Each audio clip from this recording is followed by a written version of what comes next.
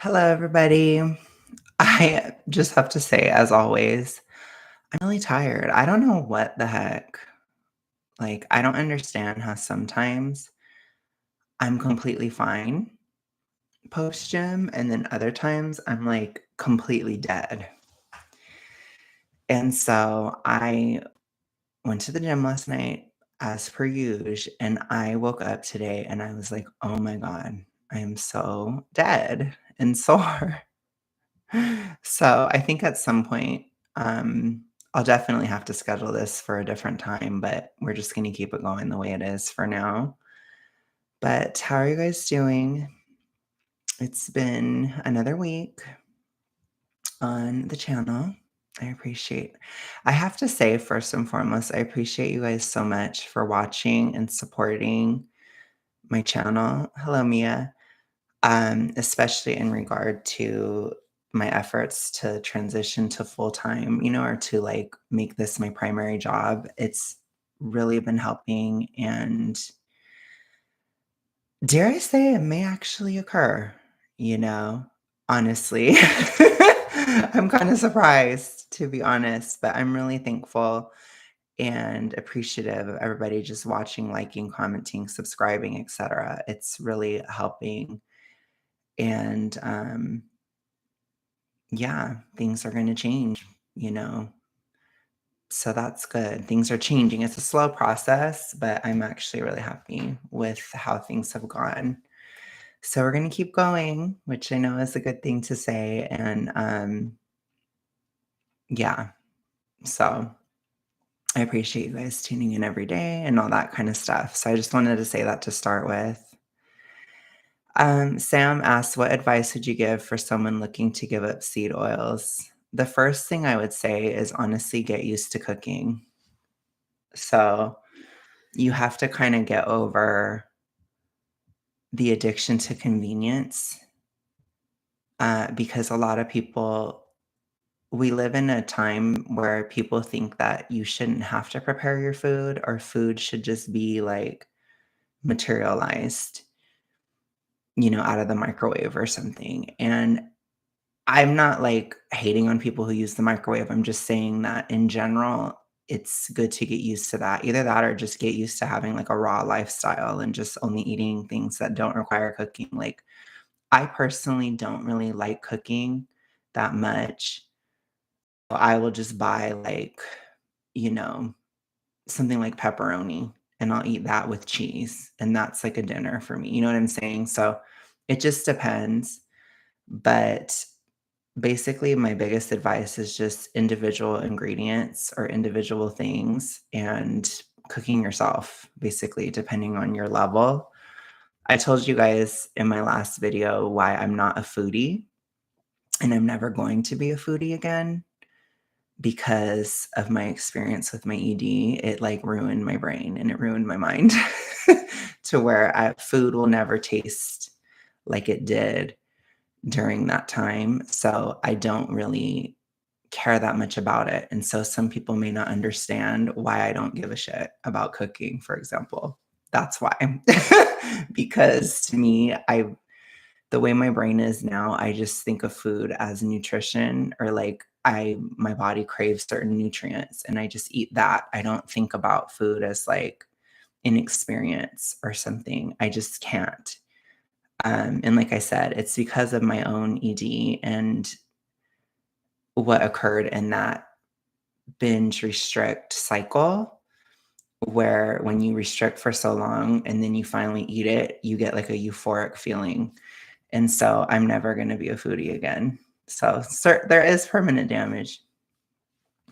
No problem, but yeah, there is permanent damage for something like that. So for me, my answers may not be relatable, but for someone who's like, I'm a foodie and I really care about the way things taste and all that, I would just say get used to cooking, basically.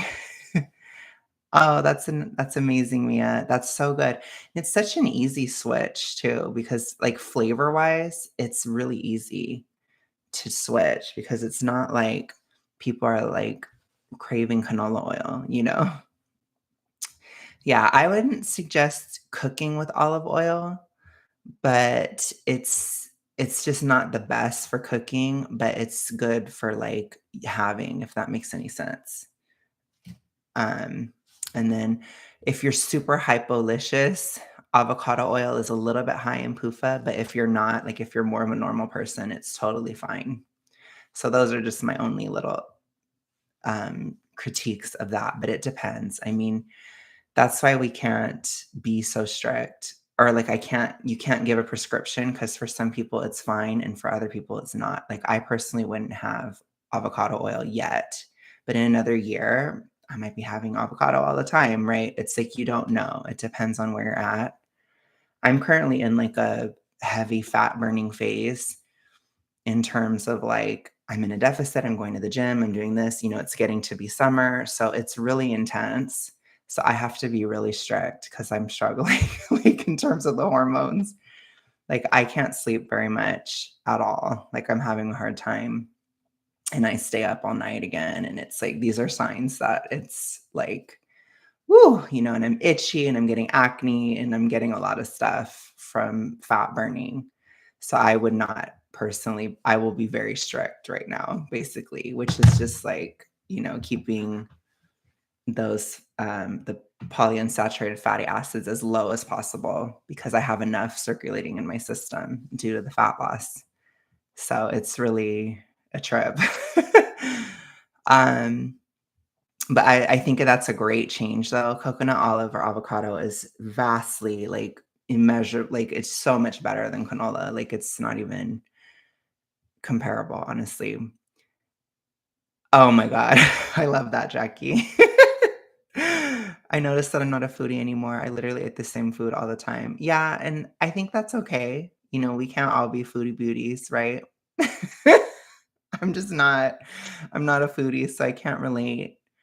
Um, I think I used to be when I was a kid, I used to care, but I just can't relate anymore to, like, "Oh, I wanna eat this certain brand," or something, like, I just can't relate. Yeah, medium to low heat. Yeah. Yeah, basically, I mean, it should most people know that, but I'm just saying, I tend to I usually, like I said, I don't cook very often, and when I do, it's, like, really basic, like, I'll just put, like, a steak in the Instapot with some broth, and then I'll put potatoes or carrots with it, like, I eat pretty basic, and I'll just spice it with, like, I like spicy stuff, so I'll put, like, cayenne and stuff on it, and salt, basically. Um, that's kinda what I do. Thoughts on butter and ghee instead of oil? I think it's fine, yeah. Um, I think that that's totally fine. I think butter can be a little challenging in terms of, like, high cooking, you can burn it, but I don't think ghee has that issue. Like I said, though, I'm not a chef, I'm not a cook, I barely cook, but that's just what I've heard. But in terms of, like, health and stuff, yeah, it's totally yeah, it's Gucci. You're gonna be more filling. You're gonna be more full. I think that's the thing too. People don't get that when I say things like that, it's because it's filling. It's more filling. If you can just white knuckle it and force, like, yourself to just stay in a caloric deficit, then you will lose weight no matter what you do, basically. It's just a matter of, like, can you keep it off? Can you keep it up? And can you keep going? Those are, like, my 3 questions when it comes to a caloric deficit. And if you can't, then you have to be stricter on a thyroid level because it means that your thyroid isn't strong enough to handle what you're doing, or you're being too anti-thyroid, which how it manifests is you get hungry and tired. Those are the 2 things that occur. So I do appreciate some of my critics that act like I have supernatural strength in terms of a caloric deficit, that I'm just like the miracle golden child, but it just has to do with I eat filling foods, basically. Oh, yeah, no problem, Jackie, and thank you so much. Thank you for popping in. For high heat cooking, I like tallow, cheap, healthy, and high smoke point. Yeah, I mean, I would agree. with that. I don't usually have it though, because it's a little to me, it's a little bit out of my price range still, but I don't have time. I have, like, no money or time, you guys, so it's starting to get a little bit better, but I still have no time. So I have a little bit of money, not really. It's like I'm breaking even. Oh, I love that I have my brush. I'm breaking even, but I have 0 time, like, none. So that's the thing too, is, like, I have 1 day off, and, like, I was just getting the rent and stuff, so I was exhausted this week. It was, like, killing me. But I was like, "Bitch, you're not gonna." I channeled Taylor and I was like, "Lights, camera, bitch, smile. Like, you're gonna do the fucking channel no matter what." Because if you guys ever noticed, this time of the month, like every month, oh, hey, Zeta. This time of the month, I'd always like barely post or like post less. But this month, I was just like, "Bitch, lights, camera, bitch, smile. Like, you can do this. Like, you're doing it." And I did it. So oh man. But yeah, that's probably why I'm like super tired. Super tired. Um, so I don't know. I might keep the stream more casual to be honest, because I'm tired. But yeah, I think it's I don't know. I just think it's funny sometimes how when it comes to that whole seed oil thing, people they'd rather believe that I have a supernatural ability to lose weight or that I'm the lucky one, you know? And I think I realized that like people who refuse to believe something or refuse to see something, they will just kind of like slither around it. So it's like, well, it's because you're doing the deficit and it's because you're going to the gym. That's why you're losing weight. And I'm like, I've never said cutting out seed oils with nothing else is why I'm losing weight. I'm saying that's how I'm able to sustain it. And so I'll just say to them, I'm like, but can you sustain it? Can a very fat person sustain it? And usually the answer is no. But I've sustained it. You know, I've had times where I'm not in a deficit, but I'm always active. And I've been doing it since summer of 22. We're going on almost 2 years. And for me, it's like I can't eat as much as I used to. I can't see myself gaining the weight back because I can't eat that much anymore. I get really full. And my brain, I think last year, my brain really was healing from the BED because like I've told you guys so many times, it's like my serotonin, dopamine thing. It's really been shifting. I don't know what's going on. And the thing is I have researched what happens with serotonin and obesity, and nobody knows. Like doctors don't know. The research is very conflicting. And currently, we don't have a way to measure like neurotransmitters in the brain. So people have no idea what's happening with serotonin and obesity. And I only know that there's something happening. I can't tell if it's going up or coming down or if it's like a both or I my theory is that it's like diabetes where you can develop insulin resistance. I think your brain can develop serotonin resistance. And so then you never get full. It's brutal. But now I get full because now if I try to eat a lot, I will feel like I'm going to throw up. And I don't have the emotional baggage or the ED to force myself to eat anyways, even if I want to throw up, because I'm not like that anymore. So it's just like not going to happen. So weight regain is just not going to happen because my appetite is better. So it's a trip. Yes, my plants are super happy. Although in the summer they scorch sometimes, so I have to be careful because I don't know how all of them are going to do. But that one you can see, that fern was tiny when I moved here, and now it's like taking over the world, and it's going to get so big this summer. I know it. I know it. Do you have any favorite fruits? Yeah, so I think objectively, my favorite fruit is probably an apple because I've spent so much time eating apples and apple juice. I think the other fruits I like I love watermelon, but it's kind of pricey now. And then I used to eat like a whole watermelon, and you kinda just like it's a lot. Like, you end up going to the bathroom a lot, like, it's kind of a commitment. So I haven't done that as much, but I had pineapple today. Um, I mean, I like pretty much any fruit, to be honest.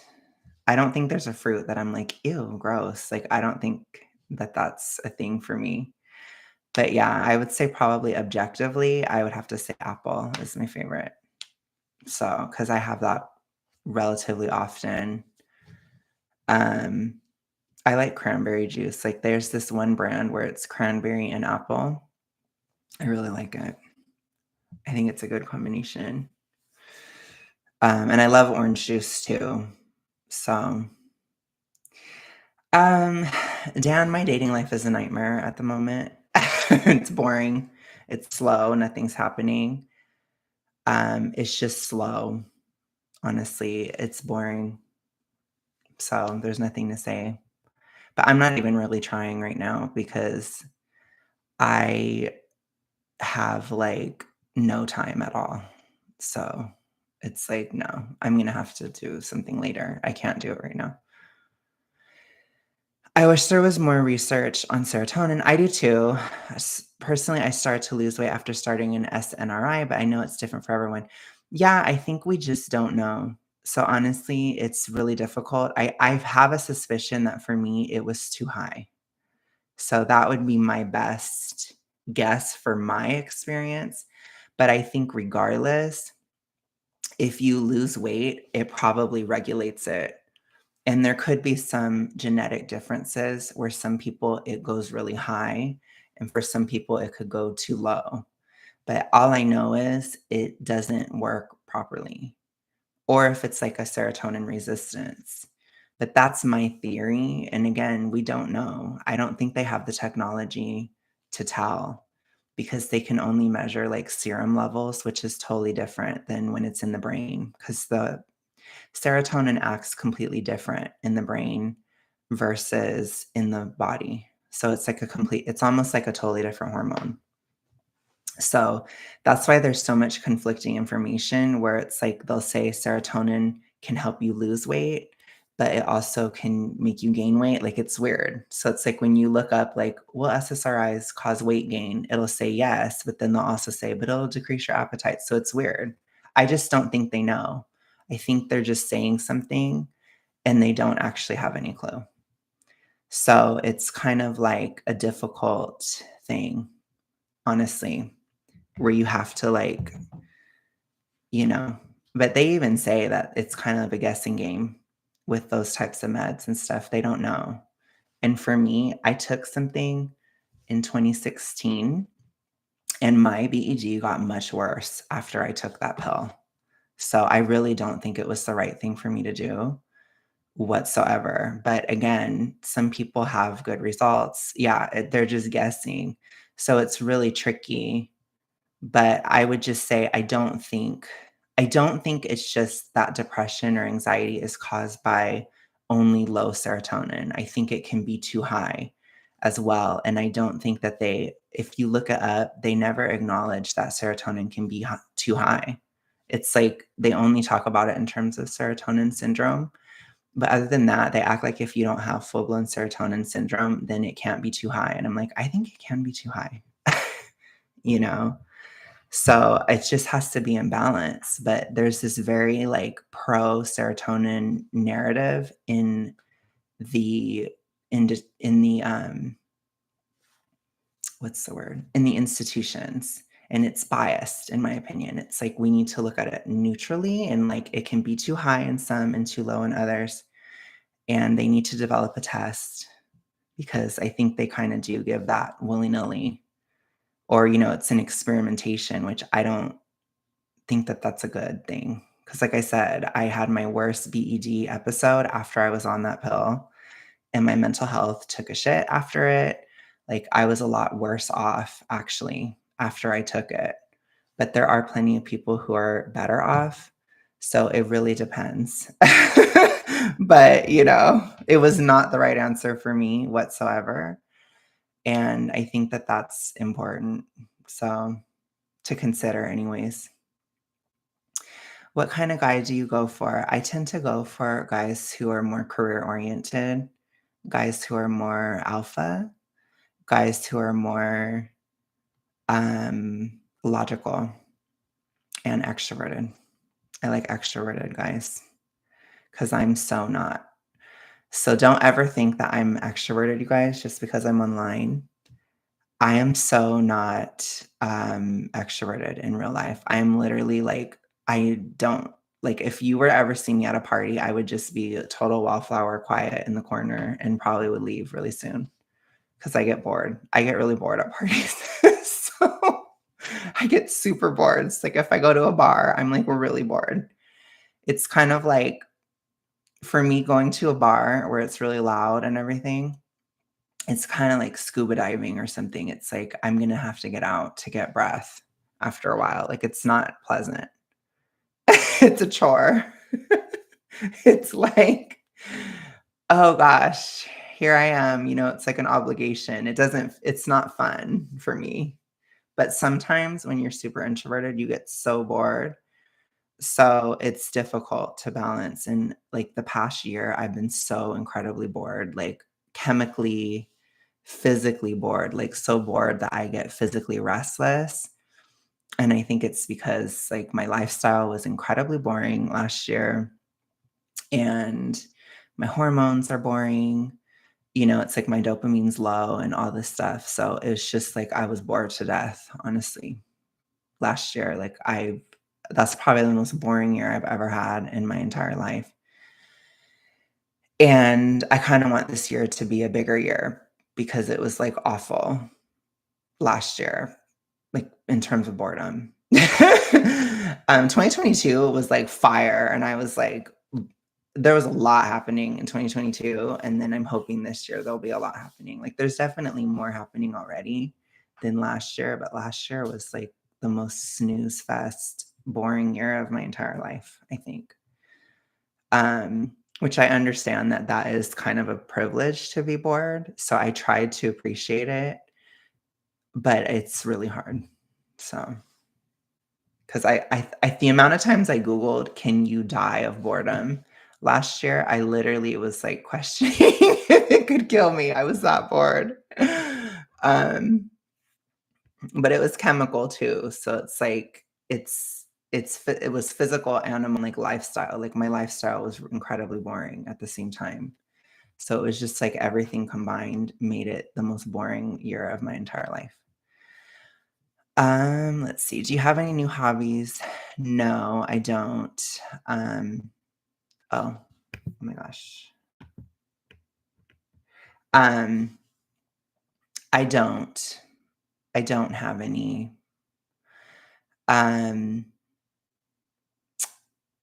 I don't. Like I said, I'm thinking and I'm like, there's not even anything I could say. I think my newest hobby is I started watching TV again. Like occasionally. I watch TV like once a week. I did watch that show Baby Reindeer, which was a trip, but I have Netflix is really annoying because every single Netflix show has a political agenda, so it irritates me when I watch Netflix, but I do think that the writing was good, but the ending I really hated, and I thought it was actually a really bad ending, like, I think it was one of the worst endings I've ever seen, but the show is actually interesting to me, and I liked it. Hi, Kay. Um, but I've preferred Apple TV because Apple TV is not political. It's just like it's, like, really not in comparison to, like, regular TV or Netflix, so I actually appreciate Apple TV. So me and my grandma have been watching that when I visit my grandma because it's interesting. We've been watching a lot of, like, sci-fi shows, like, I watched Invasion, and then I think the other one we just watched was Constellation. Yeah, we just finished it. So, yeah, it's, like, interesting. So, because it's not predictable either. So I'm like, "Okay, like, these are actually different shows." So I think, like, I'm appreciating some of that, and then I started watching some movies occasionally. Like, I was watching like, I watch movies with Eric on the phone sometimes. Like we watched it. I keep calling it Pennywise, but we watched the new ones. I hadn't seen those and I enjoyed it. It was funny to me. It was fun. So, and then I watched Cruel Intentions and stuff and just really cheesy movies like that. Or not cheesy, but just kind of gay, I guess. Like I like kind of those 90s movies kind of. Just cuz like I don't know. It's like you don't know what you're going to get or like you can it's I think nostalgia works because you kind of just see like highlights, you know? Cuz like Eric told me about the Five Nights at Freddy's movie and I'm like it doesn't sound like a good movie, you know? So it's like I feel like when you're in modern day, you're always like striking gold or it's like boring or awful, you know, it's like because people don't know what's good or not. So when you go in the past, you know. I know, I love Cruel Intentions. I loved it. It was good. So, it was really good. I wanna watch Jawbreaker really bad. I haven't yet, but it's hard. It's like you don't have any time. Like, I don't really have any time, so it's tricky. But, yeah. It's just funny. Um, Pennywise was interesting and sick. Yeah. I don't know, like, I mean, spoiler alert, but not really, but the end of the second one where, like, Pennywise turned into that weird baby thing was so weird. I can't get it out of my brain. I can't stop thinking about that. And then the whole time I was watching it, I was like, I would have had no issue bullying Pennywise. Like, literally none. I don't think Pennywise would have come after me because I probably would have talked shit to Pennywise immediately, basically. So if that's all you had to do was to bully Pennywise, I would have been safe from the start. It would have never got me because I would have just made fun of the way that he talked. So but I love how, like, for the Gen X people in the movie, they're like, "Oh my gosh, I don't wanna be mean," and it's like, "Okay, you guys, that's probably why you guys were, like, a target," you know? But whatever. So it's funny. But oh my gosh. But I actually named my plant. So I got a new plant right there. Ooh, I can't do it right there. And that plant is named Pennywise. So I named it because that's like the darkest spot of my room. So I needed something that can handle darkness. So that's my gutter right there for Pennywise. Yes, I love Sarah Michelle Gellar. She's really good, obviously, but that's just without even saying. Is there a pro-thyroid book that outlines the way you eat? I've Googled, nothing comes up. Yeah, and I don't think there is because it's not really like that. So I think the difficult thing is that it's not a prescriptive lifestyle because you can't say how people are or like where they're at. And it really is like kind of individual. So that's why there isn't really like a set list of rules, but it takes a lot. Like for me, it was hard to break out of that paradigm of like diet culture where it's like I have to have these specific foods or have this prescription of foods, but it's not really like that. It's kind of just like you have to see kind of thing. That's why I think it's hard to make a diet plan out of it because it's not like that. So it's just basically like you don't have seed oils. That one is a no-go for sure. And then other than that, it's like whatever you need at the time. So it's just kind of cooking for yourself, changing those oils, and then avoiding alcohol and weed, and or at least really limiting it. And then, chemical exposures and things like that. Like you try your best not to stick your hand and I always say, don't stick your hand in gasoline, don't do something like that, which you wouldn't anyways, but it's like, just be careful of like, if you're using harsh cleaning, make sure to wear gloves and things like that. And then try not to breathe stuff in. So it's really like it's a holistic thing. Some people really try hard to avoid using plastics and things like that. I do think that that matters, but we all have to compromise where we're at. Something like birth control is anti-thyroid, but obviously some women are going to need to take birth control. So it's kind of like all about finding a balance because it's like a scale. So it's like if this side is anti-thyroid and this side is pro-thyroid, you don't want it to be like this. Like you want it to be like this and have pro-thyroid higher than anti, and then you'll be okay. It's that kind of thing, especially in weight loss, because if it's like this or it's off balance, then you're going to be too hungry. And so then you're going to start to want to eat a lot. And even like menopause is anti-thyroid. So some things with women, like you can't help it. It's like if you're gonna go through menopause, you're gonna go through menopause. Like, so you have to be stricter than somebody else to like lower it or like to, get your hormones more balanced. And then same with pregnancy and postpartum. So that as well, like especially late pregnancy and postpartum is technically anti-thyroid too. So that's why when they say it is harder for women, it is a little bit. But the catch 22 is that for men, any estrogen exposure or having too high, like male bodies cannot handle estrogen very well. So if you have any excess, you will feel horrible. Basically, it's like an instant punch to the gut, like, or it's like an instant hit. So women can kind of like chug along. Women's bodies are good at chugging along. Male bodies, it's like you're usually either doing really well or you're doing really horrible. And there's like not much in between.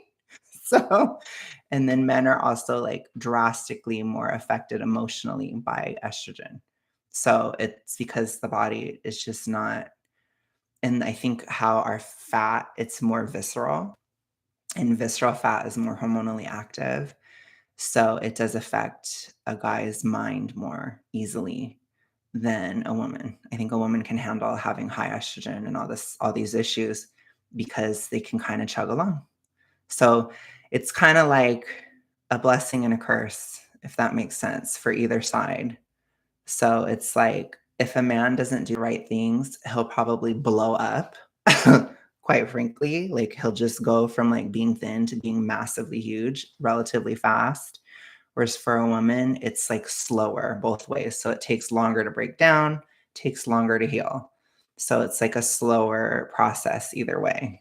So, I mean, you can compare and be like, it's easier for men or it's easier for women. You could say what you want, but in reality, it's just the same. It's just a little different. So, so if you're a really fat woman, it will take longer to lose the weight. But as a man, I think you can gain weight really fast, like really easily. Because men also have a higher appetite. So your appetite can be like really high and you can put on like a cool 40 pounds really fast as a guy. So it depends. Oof, yay, menopause. Who is she? Lost 48 pounds for so far 6 months, but I've been stuck at one weight for 4 weeks. Just slept in the morning. Okay, that's good. Very good. Hot latte. I think I've definitely like, I keep wanting to say I'm in a plateau, but I'm not. I'm just losing like a normal amount of weight. Because like today or yesterday, I got to 291. So it's like, that's not technically a plateau. Like a plateau is if you don't lose for 2 weeks. And it's like, no, I lost a pound in 2 weeks, or I lost, 3 pounds in 2 weeks or something like that. So I think it's just slower.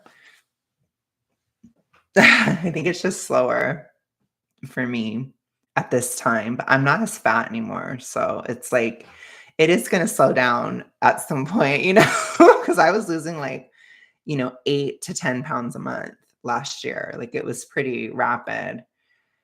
And this time or at this year, it's slower, but I think I'm also gaining muscle at the same time. And there's just a lot going on. I could be bloated as well. Like I have to see.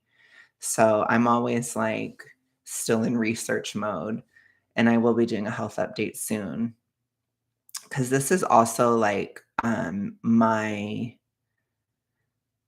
kind of gateway weight. I don't know how to describe it. Like I want to talk about it in a health update, but it's a weight that I would get to.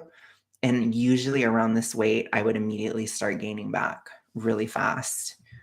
And so I do think around 290 for me personally, it is some kind of gateway or there's something there. There's some kind of hormonal shift, some kind of barrier, something that happens during this weight where in the past when I was very hypo, I couldn't sustain it. I think it has to do with like my estrogen comes down or like hormones shift. Like I reach a certain point where things change and I couldn't stick to what I was doing before because of that shift, whereas now it's very stable and I don't have BED anymore or anything. So it's like I can stay stable and just get through this. But for me personally, I've never gotten past this. I've never seen 280 something on the scale since I was an adult. So I'm right there. So I'm like, okay, so it's going to take a while, I'm guessing. Um, so I do take pictures and stuff. I do take a lot of pictures. I also have my playlist where I talk about my health. That helps me too because I'll look back sometimes and see where I came from, and it's like problem, that problem, that problem. So it's like, ooh, you know, because I forget. Because sometimes you forget. So I'm really glad that I made a record of it. That might be a suggestion I have. It's just like if you're really, really huge, like try to make a video or journal or something about how you physically feel because you might forget and then you think, oh, nothing's really happening, and it's like, no, a lot has happened, like a lot has happened. Oh yeah, no problem, Nadine. um what do you think about Nikocado Avocado? I think he is hypolicious. I think he is beyond hypo. I think he has an ED as well. I think his experience is not similar to mine, but similar enough because he was vegan for a lot of years. I try to tell you guys, like, that is a very anti-thyroid diet. And so he was already set up to gain a lot of weight when he quit. And then he's binging like crazy. So when you combine it, I told you, the boilies can gain a lot of weight because that appetite, it can be one hell of a thing for the guys. And he's a perfect example. But yeah, I think he is hypolicious, and I think he's in the hypo haze. I think that's why he acts crazy. So it's crazy. But yeah, I think he's very sick. And then he tried to do keto and it didn't work. I don't think it would work for him. I think there's a misconception too, where people say that keto is better for men or it's easier for men. I don't think it is at all.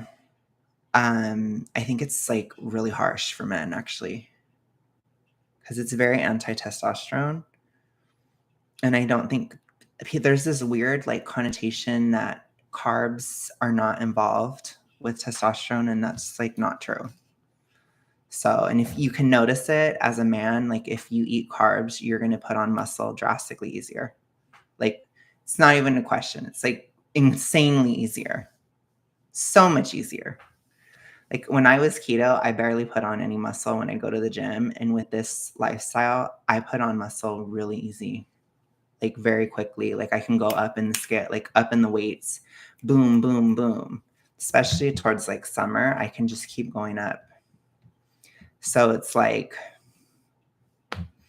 whereas when I was keto, it was just like I stalled and never could get stronger. Like I was so much weaker back then. So much weaker. But I was like doing it fasted and everything too. So that can be part of it. But still, my strength is so much fast. Like it grows so much faster. I'll have to see how he's doing now, Cool Cat. The last I saw of Nikocado is he lost like 80 pounds and then um he gained it back. So that's the last I saw. So I think he's trying, but I think regardless, he's probably doing it in an anti-thyroid way. So it's going to be tricky. But I think he's the kind of person where he can probably just force himself not to eat. So there are people that are like that. I tend to not speak to those people on this channel because I know there's a lot of boilies and girlies that cannot just force themselves not to eat or cannot just go hungry all the time. Like, I am not that person. I can't. So that is just not me. So I try to represent that side of weight loss because, you know, the people who are like super ambitious, cutthroat, can just not eat. That's great that they can lose weight, but I think the rest of us should be able to as well. So I try to like, hey guys, there's this other stuff too, and you don't have to be hungry to lose weight. It's that kind of thing. I've noticed it depends on the type of workout. Doing weights shows more than doing only cardio. That's true too. I mean, it's super interesting, but yeah, there's things that can help menopause, mostly herbs, but be careful with them too. Yeah, you have to kind of be, you have to do a lot of research, on that kind of stuff. Slow is still the right direction. Yes, it is. It so is. I'm happy. I mean, I'm not gaining, but like I said, I can't eat like I used to. I just can't. I had one moment in November where I was eating a lot and then it like died. And then it's like I was in a deficit from March until November last year. And I think the deficit, my body was like, bitch, like we're done. Like my body was like rebelling. It was like, no, over the deficit. So then I was like, okay. And so I just ate in November. Still pro-thyroid. Like I wasn't eating seed oils every day or anything. Like I just was having a lot of eggnog. I think a hell of a lot of calories, a lot of fat. And I gained weight, but then my hunger went away. I felt like my body was shit testing me. My body was like, are we really in a famine or what? So I was like, we're not. And then my body's like, okay. My body was like, I bet. And then the appetite just went away in December. And then I was struggling not to lose because thyroid wise, December is really hard. And so losing weight in December, it's not favorable for me personally. So I was trying not to, but I was still in like the tiniest deficit because I didn't have the appetite anymore. And I was super active because I was working a lot because it's like the busiest time of the year for me work wise. So I was just like, I literally can't stop losing or I can't stay out of a deficit, which is why I made that video called like, I'm not going to be fat anymore in December. And it was like in my health playlist. And I decided to just do the deficit in January. And I was like dying over the winter. It was hard. It was hard, but I did it. So I was like, okay, I'll just bite the bullet, I guess. Because it is harder. Like losing weight is anti-thyroid. People don't realize that, but being in a deficit is anti-thyroid. So that's why you have to like uplift the thyroid while you're losing weight because it's technically anti. So if you're like a woman in menopause trying to lose weight, like that's difficult on a thyroid level. So it's like you want to take care of it because you have to even it out. So and that's how it works, basically. Otherwise, you're going to be really hungry. And like the hunger is real, you know? I think a lot of people who have always been thin or people who have never struggled with weight, they don't understand that. Like we actually are hungry. And then they're like, yeah, but fat people overeat. And it's like, yeah, two things can be true at once. Like you can be hungry, you can be hungrier, and you can also still overeat at the same time. Because then there are a lot of fat people who just eat more just to eat too. But it's like we can't read people's minds. Like I can't look at you and be like, you're eating because you're really hungry. You're eating just because you're overeating. Like that's why in weight loss, it's all accountability. It's self-accountability. It's impossible if you are not being self-accountable because I'm the only one that can know if I'm eating because I'm hungry or if I'm bored or something. And I made certain rules for myself where it's like, I'm not going to eat for emotional reasons. I'm not going to eat because I'm sad, tired, or because I'm sad or bored, but I will eat if I'm tired or hungry. So those are like physical things. So you have to find your own system or limits, which is why it's like frustrating because it's like nobody can save you, you can't. Because I know for me personally, with my ED, if I would have been taking Ozempic during the throes of my ED, it would have been a disaster. I would have horrifically abused it, and I probably would have been so much worse off had I done that. And I feel the same way about bariatric surgery. I think it would have been terrible for me because for me, it was like a massive, very severe BED. And doing something like that to my body, I would have just abused it or found a way to continue to fuck myself up, basically. So it's like if it's a mental issue, you have to solve the mental issue. Like you cannot take Ozempic or get bariatric to save you from the mental side. And so for me, it was mostly mental with hypothyroidism. So, but yeah, it's like the hypothyroidism was caused by the ED. So it always went back to the mental every time. So it's not a one size fits all. Like your reason for being obese is not the same as every other obese person. And so your solution is not the same either. And that's what makes this issue difficult. And that's why people don't, they they'll say, like, the scientists will just say, "Well, there's no answer. I guess that's it. It's over. All we can do is prevent, um,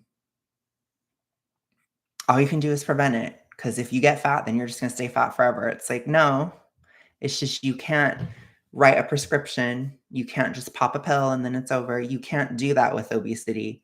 It's an entire thing. It's like a whole system. So you have to change your life system to get out. And that's not an easy solution. And it's not a one size fits all solution. And that's something that our current institutions are not at all good at handling. They don't know what to do. So then they just say, it's impossible. And then you have fat activists who are like, it is impossible. It's impossible because I tried and I failed. It's that kind of thing. Um, Someone said you're fat in the mind first, and that sent me. I agree. I agree with that. And then I think it works the same in reverse. So you are not fat in the mind first, too. And then the body catches up. After that, I agree. What do you think of intermittent fasting? Intermittent fasting, it's anti-thyroid, but it's pro weight loss, right? So it's tricky. I think it depends. I've done it even in my thyroid protocol, but again, I do a lot of things to bolster the thyroid. So it can be okay, but if you're like really deadly hypo and you're like dying or you can barely get out of bed every day, you should not be doing it. You know what I mean? Like you have to self-assess. But yeah, it is anti-thyroid. So just because something's anti-thyroid doesn't mean that it's bad. It just means that it has to be compensated for. Or you have to try to like uplift the thyroid in another sense. If you are hypo, if you're not, you probably won't even, it won't, you may not register it even, you might not even feel an effect. But for me, it's like if I do it too much, I can have a really sour mood and become like really nasty or like really, I mean, it's not as bad now because I'm getting better, but it's like it can affect you basically. So it just, again, it really depends on the person. I've done it though. It has helped me stay in a deficit. So I can't say that it's bad or that it's anti weight loss or anything. I think it is pro weight loss, but anti thyroid basically. Hi, Big T. Um, that's completely true. My mom has gastric bypass and immediately became an alcoholic afterwards because she never dealt with her psychological issues. Yeah. I don't think it works for the psychological issues. That's like a physical solution for a psychological problem in some cases. So again, I just think it's really important to assess why you are obese. Like you have to really sit there and be like, why am I obese? And think about it, you know? And for if you're like me and you have like a BED, it could be like, well, why do I have this BED? And usually, in my opinion, it has to do with lack of boundaries with people. and that kind of stuff. And it's like, well, I feel like I can't express myself in my life. So then I just eat. Or for me too, it was like, I feel like I don't have any control in my life, but I have control over what I eat. And so like it just depends, but it's a whole system. And it's like, how are other people treating me? How am I treating other people? What's my social dynamics? Like, to me, that's a lot of the BED noise that goes behind it. If that's not relatable to you and your obesity, then you probably don't have BED because then there isn't that social aspect. There's not that emotional, dynamic with it. It's more so just like you have a straightforward food addiction or something else, or like a hormone issue, basically, where there could be no other issue other than like you have PCOS, for example. And so you're just really hungry. You know what I'm saying? It could be something that simple. So it really depends. But you just have to assess why? Yeah. I mean, and when I'm talking, just always remember I'm talking from like a super morbidly obese perspective. So there's usually some kind of like major physical or mental pathology to be really huge. Like there's something going on, you know? So it's like if you're just fat, then you might just be slightly hypo and you're just overeating a little bit. If you're like, an XL or something. It's probably like, "Oh, I'm just eating too much," or like, "I'm having too much beer." It could be something like that. So, that's not what I'm talking about because that's not gonna be like this super complex thing. Because that could be what Cole Cat said, or you're just like me, I'm just a fat ass. It could just be that. So, it could be something like that, Like, if you're just kinda chunk or, like, kind of you know, like a small fat, it might be like a hormone issue or you're just lazy.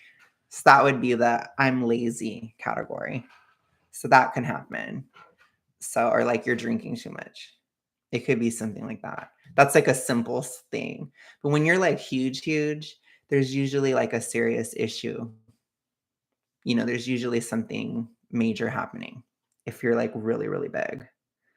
So, that because you don't just get to be like even for me, like, I didn't get to be almost 400 pounds just 'cause, or just like, cause I was just lazy. It's like, no. Like, when you get to be a certain size, it takes a lot of effort, not just to get to that size, but to sustain it. It actually is a lot of effort and a lot of money, and it's like it's a lot, when you're that big. But if you're just like you have a belly and you're just like I call it poofed out. You're just like you have like a moon face and a belly. You're probably just slightly hypo or you're just eating like crap. And so you're just like kind of chunk basically or you're like fat and probably lazy. That would be that category. So again, like people say different things about fatness, but they apply to different people. So it depends.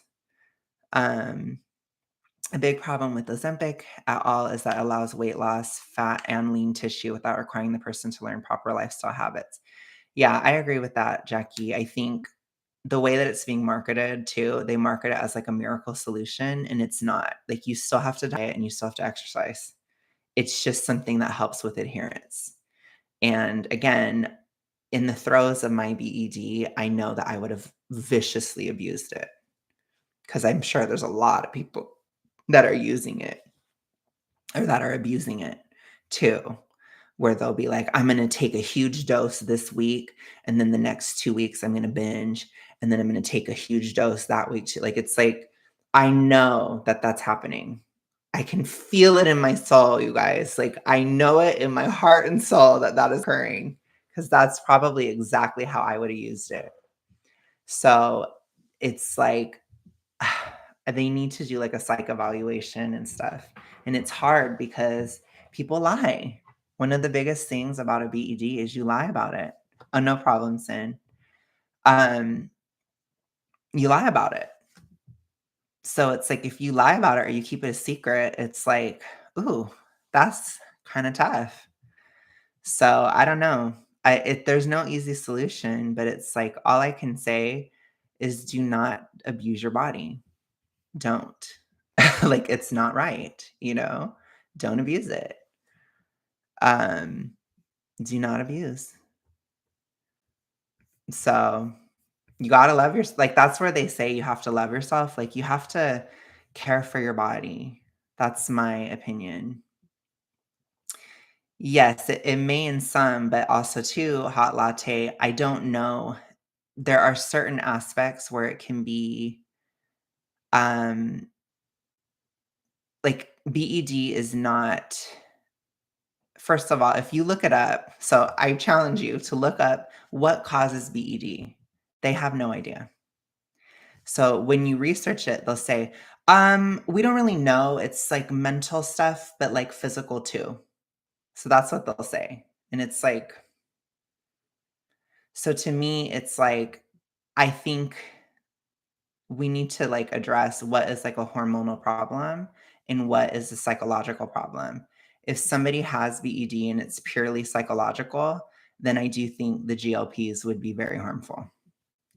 That's my opinion because I know what it's like to abuse diets and abuse things like that. If it's something where they have a hormonal imbalance and they're just eating a lot because of a hormonal reason and there isn't anything else going on, then I could see it helping. Yeah. Yeah, so it depends on where it's coming from and what it is, and again, there isn't a lot of research on BED. It's a very new thing, like, they only really discovered it in the '80s. So they don't have, like, tons of information on it because I don't think it's one of the most neglected EDs where they do all their research on restrictive EDs and, like, BUL. So most of the research on BED is not adequate in my opinion, especially for how many people actually have it in comparison to the other ones. I just don't think that it's been properly allocated because it's not taken seriously. And I think part of that is because of fat acceptance rhetoric. So it's seen as like, it doesn't matter. Just eat. And even if you look at like a lot of people that talk about BED, they will not mention weight loss or anything. They're like, you can just stay fat forever, blah, blah, blah. And it's like, okay, I'm not going to root my recovery in being super morbidly obese. So I don't know. I think you have to be really skeptical about resources for BED. And so I'm very, very skeptical of GLPs being helpful with BED. I really do not personally believe it. That's my personal feeling. But like I said, it's a challenging thing. People lie about it all the time. It's really difficult. So it's very hard because it's very secretive. So people may be saying in studies, especially if it's a questionnaire, they might be like, I'm doing great. It's amazing, even though it's not because they'll lie. So, how can you tell if somebody's better if you are losing weight sustainably or you're improving? But again, it's like, it's tricky. People lie about it. So, it's a very tricky thing. Jackie says, "You're doing God's work out there, my dude. He's seeking truth and nuance and good sense." Thank you so much, Jackie. I had to go through 4 doctors who just told me to eat less and exercise, or I was just tired because I'm a mom. Yeah, that's tricky. Are you currently on Ozempic hot latte? I'm curious. Because I'm always curious about people's experiences with it, but I'm not like I said, I'm not anti Ozempic. I think it's the kind of thing where it is really, okay, yeah. It's really just like individual, because I think in your case, if it's just like a hormonal thing or like you're going through menopause or like you have all these other issues, it might just help you adhere to a diet plan and it might be just a really straight shot. And so for that, I think it's probably good. But for people who are like really in their BED and they're just going to keep eating anyways, like I've heard, stories where the food sits in there and stuff because people are still binging. So it's like you really cannot be abusing that in that sense. So, yeah. Yeah, and that's like, to be honest, I think that's like a perfect category, that's a perfect candidate because it's originally a diabetes medication. So, I'm not condemning it whatsoever. I think it's just like my issue is just when people act like it's a forever solution for every single person. And it's like, that's not true. Like, I know that isn't true. So I'm like, no, that would have been horrible for me. Thank God I did not like do that, because it would have been a horrible solution for me. And I think that bariatric would have probably been equally horrible for me because my primary issue is and was BED. That is why I got huge. It's just a very severe, deadly BED. That's all it was for me, which means it was purely psychological and then the hypo, like I said, as a result of it. So it's like you gotta solve the mental stuff. Yeah, like, in terms of if you have that ED, you have to get out of it, and you have to fight it too. And people compare it to addiction. It's not the same as addiction. It's kind of like a horror love child between OCD and addiction. So if you were to, like, combine those 2 things together, that's more so what it is. It's not an addiction, it's a compulsion, basically. It's like an anxiety disorder. It's an anxiety issue. So I don't like the addiction comparison, but there are similarities like the secrecy, the pressure to do it, the lying, right? Like these kind of things are similar. And then you're using food or you're using the act of eating. So that can look like an addiction, but it's not the same. So it's tricky. Is it still BED if I use lots of laxatives? Probably not. That might be BUL. Honestly, you have to be careful. There are other disorders, so yeah. Um, I don't anymore. Green Planet, so I don't. But how you would know is if you're constantly thinking about it. If there is something body image related, it's usually rooted in self hatred. If there's anxieties you're trying to avoid, if you have a ritualistic habit around it.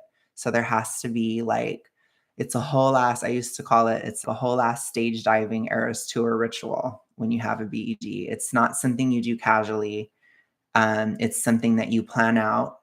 You can have a cycle that lasts 3 or 4 months. Like, I had it very severe, so it's like I would do a diet or something, plan it out, then plan the binge, like, 3 or 4 months in advance, or sometimes 3 or 4 months in advance, usually about a month, and then do it, and then you feel horrible after, and then this, and it's just like a constant cycle. So, to know if you have an ED, it's like, is it encompassing your entire mind and your entire life? Is it something that involves eating or lack thereof? And is it something that is also rooted in body image and used as a distraction from life or to gain a sense of control? So that's basically what it is. So that's how you would know. If it's not something you habitually do out of a ritual, then it's probably not. Like you might just be overeating. And also too, when you're within a BED, when you're binging, you're eating a lot. Okay, it's not like I ate a whole pizza. It's like I ate 2 whole pizzas, a whole gallon of ice cream, and had like a 2 liter of soda, and then I had a couple plates of nachos. Like, and I ate all that within the span of an hour. It's like it's on that level. So you have to like understand too, like, you know, it's not like, oh, I ate a lot on Christmas. Like that's not an ED. It isn't like that. So it's like you have to be like, you know, I don't like fat acceptance because they make everybody feel like they have one. And it's like, you may have one if you're super morbidly obese. I would really look at it, because you might have one if you're in that category. Because, like I said, it takes a lot to get that big. So there's something wrong if you're getting that big. So it depends. So I would really, really, really question it if, as a super morbidly obese person, I do think it's something you should really question. But if it's not that, then it could be something else. but just really, is there a ritual? There's always a ritual. So, and you may not even be aware of it. So you need to like really look within and be like, is this something like, and try to disrupt it. And if you can disrupt it with no issue whatsoever, then you probably don't have it. But if like you disrupt it and you feel horrible, then it's like, okay, you know.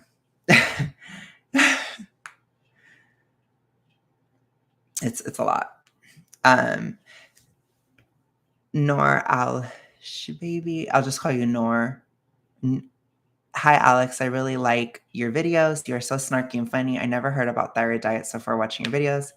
From Bahrain, by the way. Maybe you might be. I'm not even sure where that is, to be honest. I'll have to look it up. But thank you so much. Yeah. Okay. Is it still BED if I use? Yeah, I would say no. I think that's BUL. That's different. How do you know? I already answered that. Wow, I'm glad I found you. I'm really trying to learn. And yes, I've been really shamed for losing weight or rude remarks. Yeah, that's crazy. I don't know why. So what do they say to you? Like, I'm curious because I'm like, I haven't had somebody say anything to me at this point, but I also am very introverted and I don't spend time around anybody. So I'm like, I don't know. But yeah, I would just question like, or like I'm curious as to what those issues are, basically.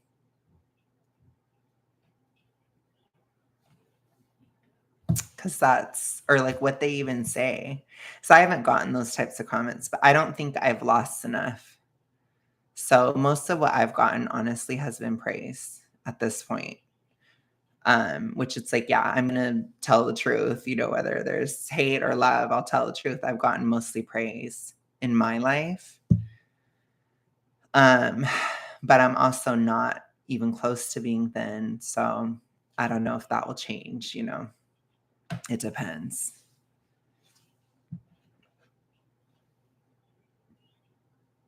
But yeah. I think too, like the more I learn and the more that I look into things, I realize too that people I think the biggest issue with obesity is that people try to push a one size fits all solution. Okay, let me get to that. I work at a preschool, so I've had coworker tell me she's sure I'll gain it all back. Oh my gosh, what a shady bitch. Sorry, I had to say that, but that's pretty harsh. What did you say to that?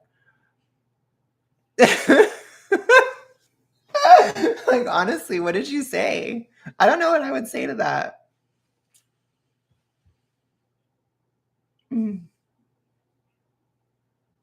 I'd have to be in like a better mindset to have like a quip. But I feel like I would say something like, I might not say anything because it's a coworker, because you have to be around that person, which is scarring. So I don't like traditional jobs like that. I hate it. But I would say, in my mind at least, I would say, I'm sure you'll stay better. That's probably what I would say. At least in here.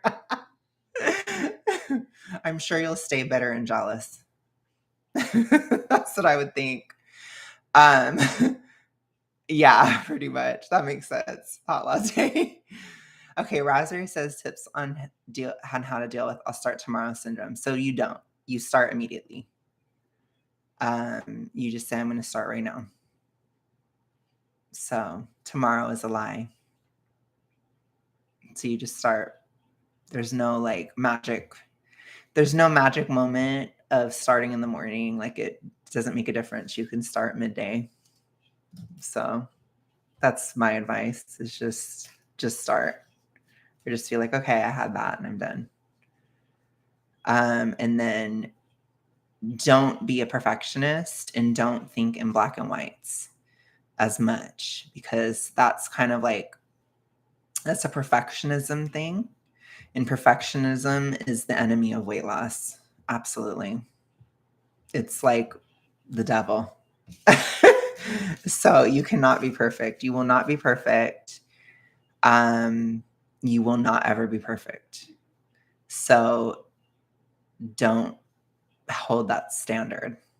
So it's not about being perfect. It's about doing the best you can and doing the best you can immediately, basically. It's similar to like keeping a house clean. So if you can figure out how to keep your house clean, you can probably figure out how to lose weight. It's like a similar discipline, kind of, I've noticed. So it's like, I wonder if it's like the same area of your brain. But I noticed like when I really got into the deficit and I really started doing it and doing it well, I started keeping the house clean at the same time. So I don't know if that's like my own projection or if that is real, but it's kind of similar to that. So you just start small because it's like with the cleaning a house, you just think, okay, I want to clean. Even if it's for 10 minutes, then I'm going to clean for that 10 minutes. And then as soon as I don't want to clean, then I'm going to stop. And then it's like that. But if you're like, if I start cleaning, I have to do everything, then you're never going to clean. So it's kind of similar. So it's that kind of thing. So you can't be perfectionist. You cannot be a perfectionist. It's not good. Let's see. I've been told now I think I'm so hot, LOL. Oh my gosh, that is so extra. If somebody says that to me, I'll be like, it's because I know I am. I would say something like that, but I'm sassy that way. So I think it'll be fun. I think you guys will enjoy at least the show aspect when I get thinner because I will totally like, I do not give a fuck about haters at all. Like, I really don't. So I'm not saying that I want like tons of haters. I'm not like that either. And I don't want to give haters like all my attention. That's like a huge issue with a lot of YouTubers is they can give way too much attention to it. But it's like it would be funny to like respond to a comment like that, sassy, you know, for the entertainment value of it. So I think they're going to be really pissed when I'm thinner because I'm not going to just take things like that. So they're going to have one hell of a time with me. So,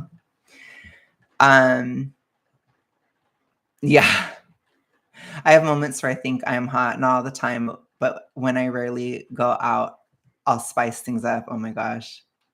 Yes, I've had to rework my mindset. I make a list each day, breaking up my chores and write all my errands. I make my exercise like an appointment.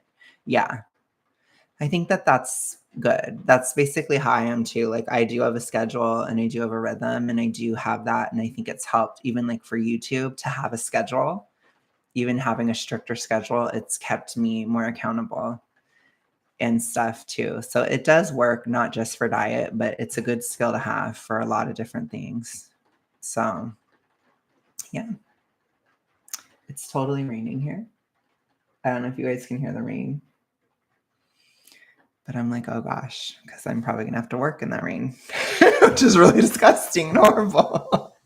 I do have some haters, but there's so little. And I'm not saying I want more. I'm not. I'm just saying it's little. It's tiny, tiny amount of haters, which is fine. We can keep it that way. It keeps things, a little spicy, but it's okay. I have my moments where I fight with people. Okay, so I don't live in California, but I'm from there. So you're dead on. I was born and raised in California. So I lived in California until I was 26. So yeah. So you're not just hearing things. Let's see. Hello, Rohana. I've got 3 kids, so if I can do it, you can. Yes, I love that. I love that mindset. Alex, when you were in recovery, did you have the fear of eating around others, even having normal meals? No. So I never had that fear personally. I think sometimes I would fear like eating as much as I actually did. Does that make sense? So but I had like a total BEG experience, right? So it's a very different kind of experience. But what you tend to do with that is you just eat like a normal meal in front of other people, and then you eat a shit ton after when you're by yourself. So in that sense, I would be. And then part of my recovery was I had a best friend where I would just sit with him and, like, we'd go to, like, the store, we'd go out to eat or something, and I would just eat, like, an honest amount of how much I ate in front of him.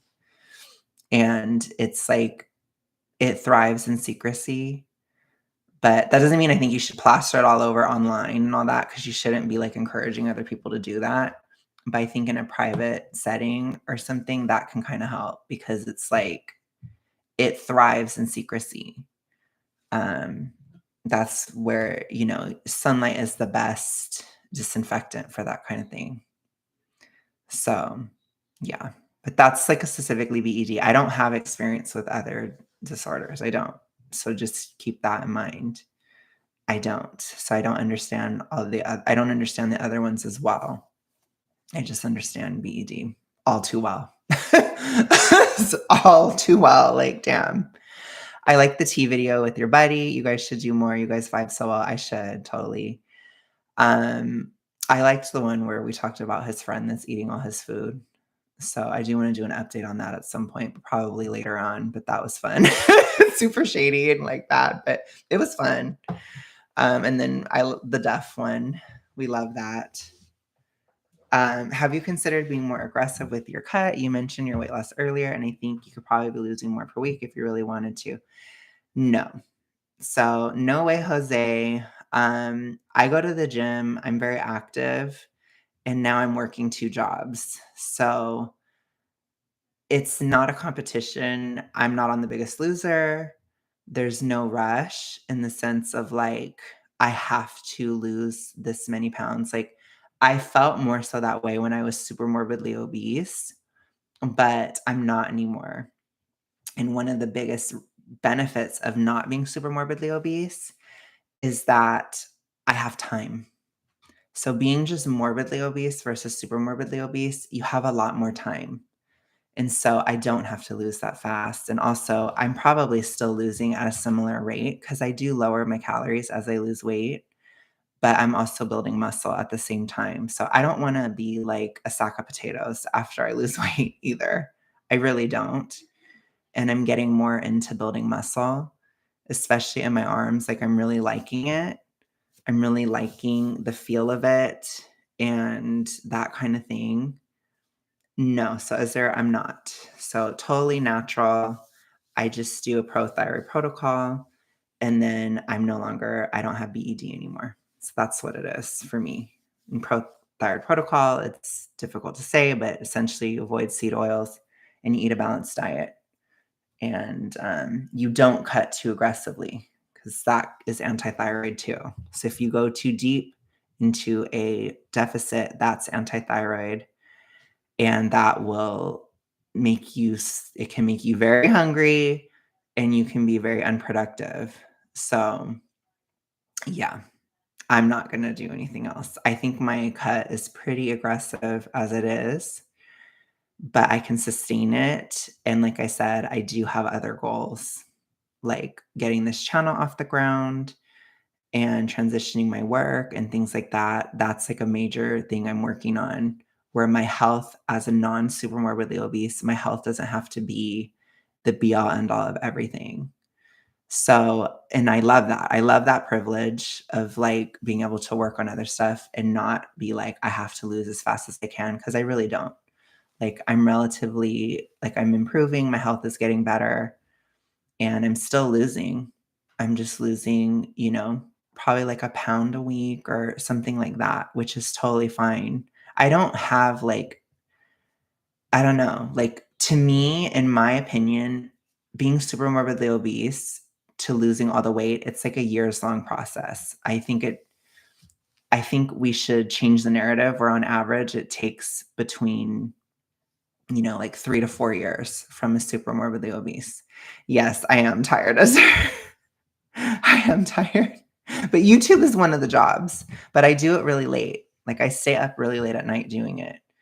And so it's like, yeah, that's tough because I have another job too. So it's like, this is really ugly, but there's no way I'm going to drastically cut my calories or something. Like, there's just no way in hell. I have to still have energy and be able to be productive, and I can. So, and I can still lose weight, I still am.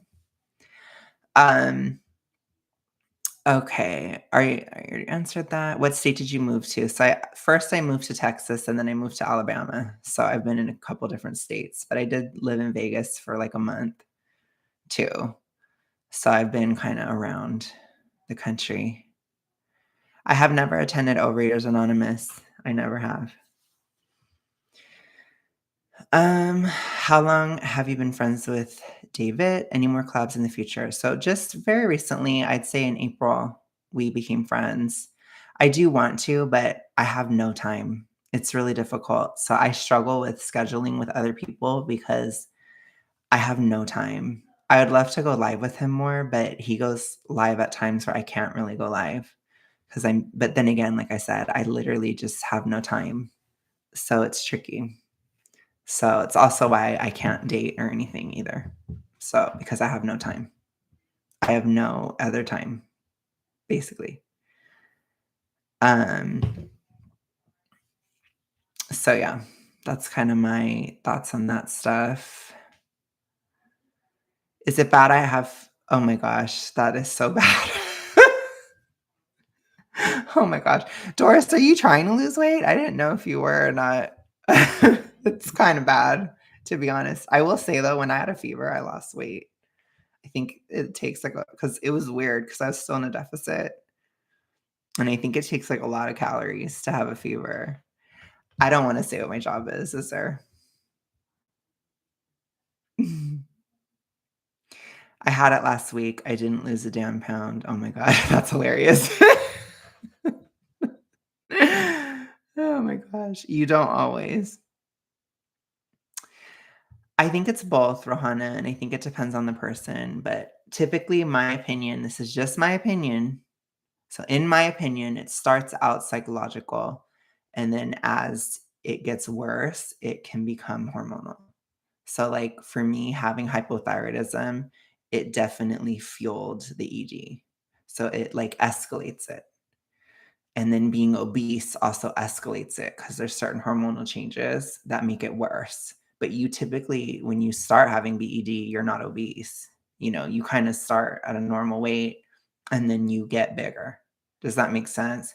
So I think the roots of it are psychological, but the hormonal side, it does make it more entrenched and it makes it more difficult to treat and more difficult to get out of.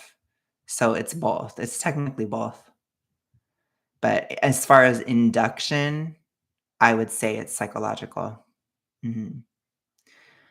Um, is there a way I can lose weight without going into an ED? Yes, it's called a moderate or slight calorie deficit. So just count your calories and try to exercise more kind of thing. But you would just go slow. So you can't be like, I want to lose weight like I'm on The Biggest Loser. Like, no, just go slow and steady, do like a slight deficit and just take your time basically and it will come off. But I think a lot of people have the mindset of like, I have to not live my life while I'm losing weight. So it's like they make weight loss like a feeling of holding your breath. And you don't need to do that. Like, you just live your life and the weight just kinda comes off over a long period of time. Because for me, like, I forget how big I used to be. So, like, I will see videos and stuff from, like, 2021, 2022, and I was like, "Oh my god." I'm always like, "Holy crap," because you forget because 'cause it's been such a long time that I don't remember. Oh my gosh, is there um, I don't know, like, it's different for sure. Um It's I think the biggest difference is just the pace. Like, it's such a slow pace in Alabama compared to California. I haven't lived in California probably since, like, the hyper political era. Like, I was there, the last year I really lived there was 2018, so it wasn't like Cove and all that. So I wasn't there for all that, but I did visit California, but I went to San Diego, which I don't know if that's a more conservative area, but I guess it is technically. And so to me, it wasn't that big of a difference. Like, it's just different in that it's busy. There's a lot of people and there's a lot happening. So it's like that's the biggest shock, basically. Um, that's about like I would say that's the biggest thing. So again, like last year was the most boring year of my entire life. And I do think a part of why it was is because I live in Alabama. Does that make sense? I don't think I could ever have been that bored in California because there's just a lot to do. There's a lot of people.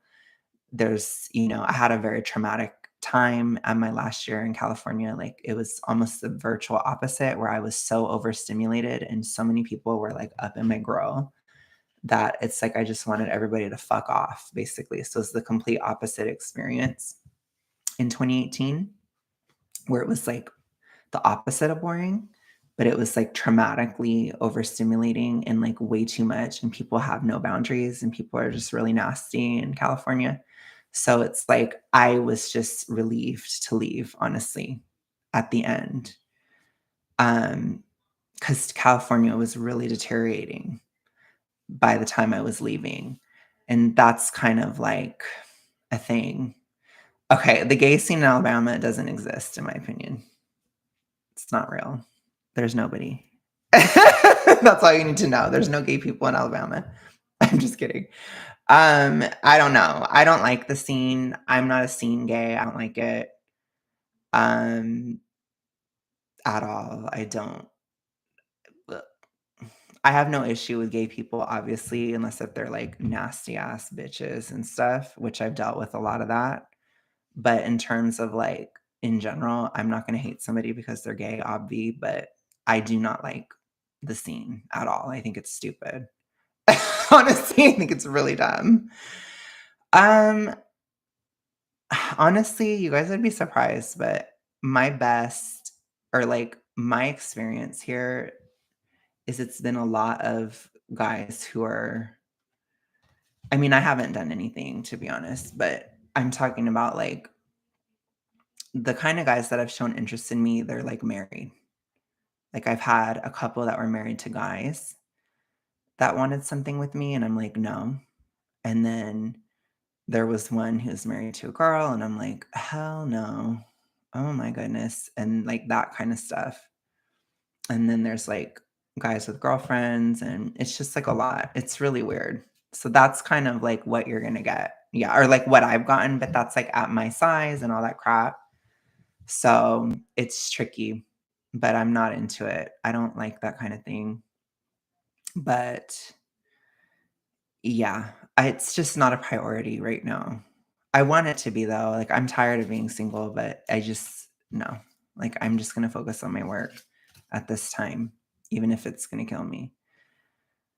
Okay, so to start with, my highest was 383. I'm currently 291. So my goal, I don't have a weight goal, I have a body fat percentage goal. So I want to get to 17. I'm currently at 39. So we need some high school mean girl story times. Oh my God. I wasn't that mean in high school. I was more mean in middle school, to be honest, because I had clout in middle school. I didn't have any clout in high school. I was just kind of like a wallflower.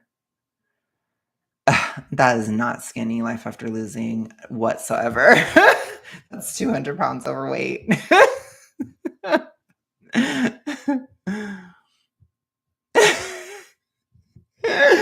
Oh my God. Yeah, I'll have to get on that, I guess. I don't know. We'll have to see what I can think of, but I don't have a lot of like, I don't know, like I told you guys in one of my videos, like I think one of them I talked about Marissa Matthews, and I said that like I didn't um I wasn't like bullied in high school or middle school or anything. Like I had status, like I had clout when I was young. And then when I was in my 20s, I lost it. So like most of my trauma, so to speak, on like a societal level is from my adulthood because there's like that feeling of falling from grace. And that was really devastating at like as like an early 20s person. That was really hard for me to deal with. And I was like really bitter and like all that stuff. Like it was tough. So that's mostly where that like my experience of being an outcast or canceled without a better term. Like I was personally canceled in my personal life and that kind of stuff. So it's like that was more so where I was very traumatized by that kind of thing rather than like in high school or middle school. Like I had clout. I was cool. I was the loner in high school, but I was also like cool still. Like it's hard to explain. So it's weird. I chose Alabama because I have some of my family moved here, and then my mom kind of needed my help at the time. I needed to get out of El Paso. I was in El Paso. It was a horrible experience. It was really fugly. Um, so it's like I hated California and then I hated El Paso. And then I moved to Alabama and I was like I visited Alabama and I was like, okay, it's not bad. It's like it's pretty, it's calm, right?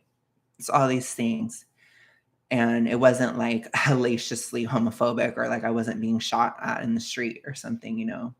So when I visited and I felt safe, I was like, okay, it's not a big deal. So it's pretty, it's calm, people were happy, and it was just like very stable. And so I decided to move here because of that, because it's like El Paso was so fugly. It's like honestly like the most horrible place ever to live. Honestly, it was horrible. But it was super cheap and people were not up in your grill. And California is really pretty, but it's like really horrible. I don't know how to describe it. It's like horrific, unless if you have money. If you have money in California, you'll have a totally different experience. But if you're broke, you are treated like absolute crap. And there's just so much like political tension and arguments and people fighting about race and gay and this and that in California. It was a nightmare. Like I remember my work environment, it was just horrible. Like I had an abusive work environment. I think pretty much every job I had in California was abusive. So I think people think of California as like glitz and glamour, but it's actually really horrible unless if you have money. If you have money, then you'll have a great life. It's totally good. So it really depends. But I didn't. And so I was like, ugh, you know, it was horrible. So for me, Alabama, it was kind of like a relief, but it is boring. So it's like that stability and that like stillness that I once found comfort in when I was really ill and sick when I moved here. Now it's like really boring. So I'm struggling. So it's like pick your poison, right? It's like, woo, like now I'm like, oh my gosh, I need something to happen, you know? It's like I'm clawing at the walls over here, you know? So that's true. Like I cannot, like I remember one time one of my friends from California, she visited me in Alabama and she came over and she slept for days because it's just such like a slow pace way of living that like coming from California where it's like it's like total rat race, right? And then you come here and it's just like she's like passed out for like 5 days. So, I mean, it's a really great place to recover from like almost dying of BED and hypothyroidism. So that I will suggest. It's really amazing to go somewhere really stable and calm for that. But when you get out of it, then it's like, okay, like personally for me, like I need a little bit more action, you know, it's like, oh, so I don't see myself staying here long term. But I would like to move abroad somewhere. I would really, really love to do that.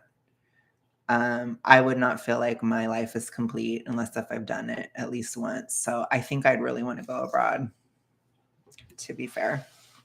To be honest. I don't know if right now is a great time, but, at some point in the future, I would love to. So, yeah, we'll see what happens in my future. That's how I felt in Cleveland. I vacation to do stuff. Yeah, it's kinda where are you originally from somewhere else life after losing? 'Cause it's good, but it's like, oh, like, it can be really, um yeah, it can be boring. Okay.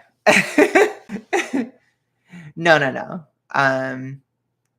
I haven't I haven't talked to anybody else, and I haven't met him in person, no. No, we've just talked online. Ooh, my leg is falling asleep. Okay, so you were born there, yeah. I was born in California, so it's like a lot of stuff going on. It was overwhelming, honestly. It was tough because I was so introverted, and it is like a very extroverted space in California and like in Southern California. So it was kind of overwhelming a lot. But obviously, like I grew up being used to a certain amount of stimulation. You know what I'm saying? So it's like that to me is the biggest cultural clash of Alabama. It's just like how slow paced it is. It's so slow paced, which, like I said, it was great when I first moved here because I really needed that. I needed a resting place. I needed a place to recover and to heal. And it has been amazing for that. But now that I'm better and I'm continuing to get better, I'm like, okay, so now I'm thinking more like, where would I want to go next? Or like, I'm starting to think about moving on, if that makes any sense. So I don't see myself staying here forever. Um, but I'm gonna be here for a minute. You know what I'm saying? So it depends. I kind of would like things to stabilize a bit. Like I take solace in the fact that like nothing's probably gonna happen here. It's just kind of irrelevant in Alabama. So that's actually good, especially when times are crazy. So it's like I'm hoping that things get better in the world and it's not like so horrible like it's been the past few years. Um, but you know, we can't wait on the world to stabilize either. So at a certain point, I'm gonna be like, I'm gonna go somewhere else. So I don't see myself staying here. I don't. Not long term. I love fast paced. I am here because of family. I would have been in NYC 20 years ago. Oh my gosh. Yeah, I think that's like super fast paced. That's probably like even drastically faster than California. I think I would die. I think I would absolutely die in New York. Personally, it would be way too much for me, especially with how loud it is. Like, I hate loud. I hate it when it's loud like that. But I just remember, like, gosh, California, man, it was wild. But for me, I would rather live in California than in New York, personally, because there's still some space and there's some like, and the weather's better and that kind of stuff. Plus, like, I'm used to it. So it's like I'm still Cali girl deep down. Like, I can go back and it's like I'm totally the same. But it's like, I think New York is just like really, really, really fast paced. Yeah. It's like super, like, they're going to get mad at you if you're like taking too long to walk or something. Like, I can't imagine that. That's way too much. But I can see why you'd want to go there. Azure asked, why did you start a reaction channel? I started it because for activistic reasons. So it's like to um I wanted to change the conversation about obesity basically because I didn't like how it was. So you just try to be the change. I didn't answer Dan's question. How do you feel about Grinder as it relates to mental health? I think it's just like, I don't know. Like, I'm not a big hookup person. I'm just not.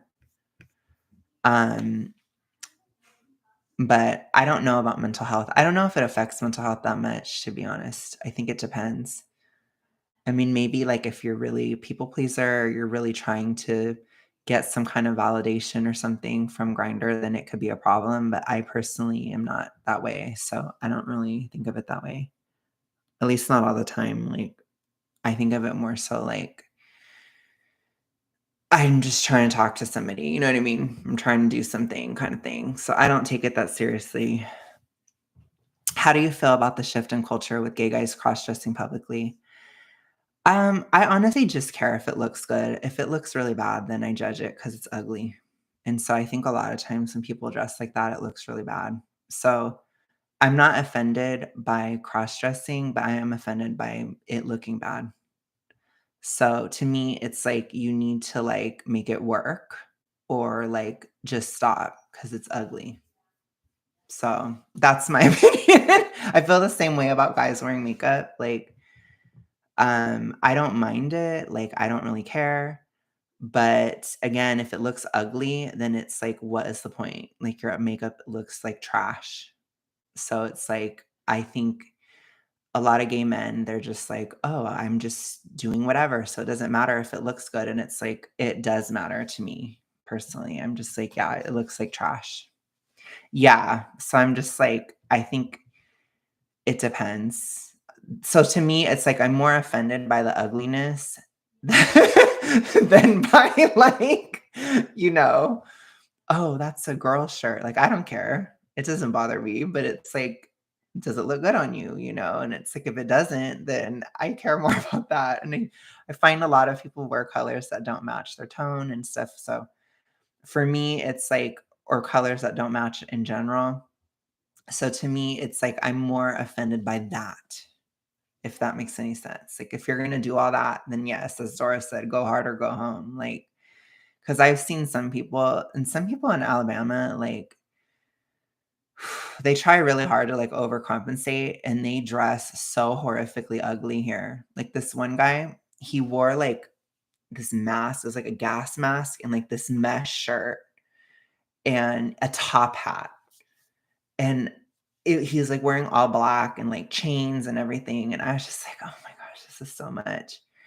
And it's like this guy, like people in Alabama, they do not tolerate that. Like in the sense, like they didn't beat him up or anything, but like they're like I'll never forget this one guy is at the grocery store, and the one guy saw him and was like, it's like that's not, I always say Alabama has a dress code basically. So if you want to dress really weird, like you're gonna get looks here. They're not gonna so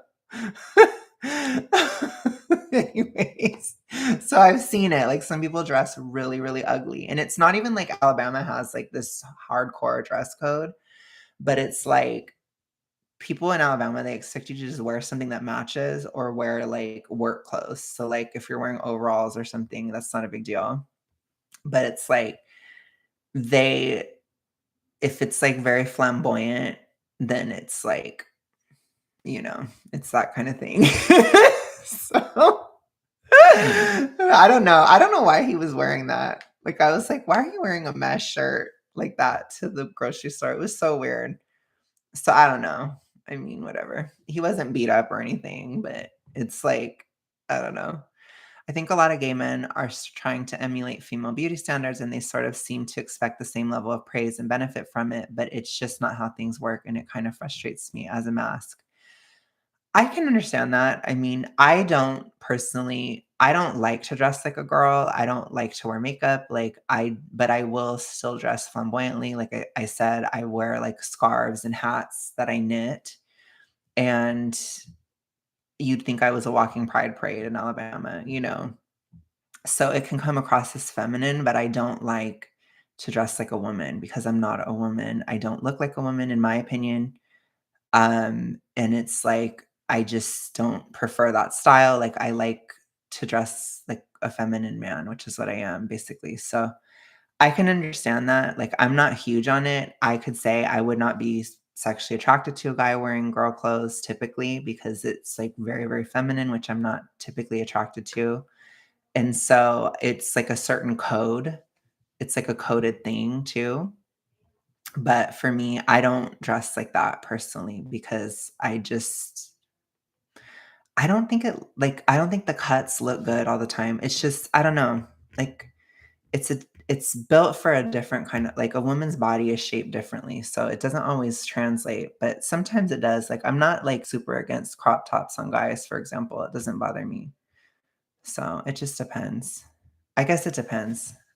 I saw a cross-dresser once, no makeup, messy hair, and dirty seafoam green dress. I was offended by that. I mean, just saying. Just saying.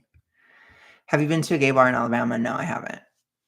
No, I went to them in Cali and I didn't like them. So, but I'm not a big bar person anyways. I'm introverted, you guys. Like I don't go out. I don't like going out that much. Love listening to your lives. Just got to my destination. Oh yes. Thank you, Magda. Oh my gosh. I don't know. I don't know those people, but I should look them up. I do like their little pastel frat daddy outfits. Yeah, it's interesting. I mean, it depends. I'm not sure if people really see themselves sometimes or see themselves the way others do. I know when I look bad or not. I know when I look fat. I know when my ass looks too big. I can see it. Oh my gosh. Ew, brother. Ew, what is that, brother? Oh my gosh. I don't know. To me, it's just like, ugh, that's all I think. Because when I'm in public, it's just like people don't get, like, I'm a very emotional person too. So it's like sometimes I don't think thoughts. It's like I just feel in emotions. It's like if I see somebody dressed really ugly, I'm just like, ew. It's like, ugh. And that's all I think about the person. Like there's no other thought that goes behind it. Which I'm not saying that I'm like super fashionista or anything. I'm not, but it's like I try to wear colors that match and stuff. And I do like to wear colors. So I do, I guess that's a gay thing. I don't know, but I do wear colors. Like I like to wear like olive and plum and things like that, like those types of colors. And I'm an autumn. Like I know that I'm an autumn, so it's like I pay attention to that kind of stuff and I care about it. So, I mean, that's pretty gay, but not the Easter people. Oh my gosh. Um, the 2 Alexes together would be wild. Oh my gosh.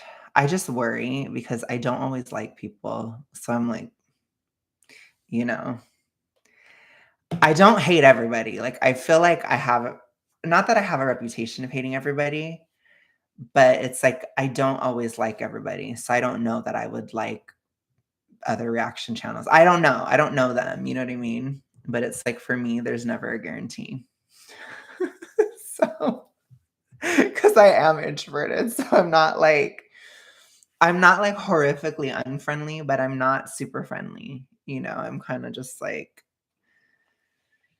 if I'm not impressed, I'm like, I got other things to do, other people to talk to. It's that kind of thing. So I have to see. I need to watch his channel, I guess. I should look him up. But yeah, I should look up those channels for sure. But anyways, you guys, I think I'm going to get going. Thank you so much for being here. I appreciate you all so much. And thank you so much for watching. And thank you so much for letting me just get on here and talk. I appreciate it. I will try to watch those channels. Then I can give my thoughts maybe in a future live. But thank you so much. Thank you for being here. Thank you for watching. Thank you for everything. I appreciate you guys so much. And I will see you guys next week. So have a good one. Bye, y'all.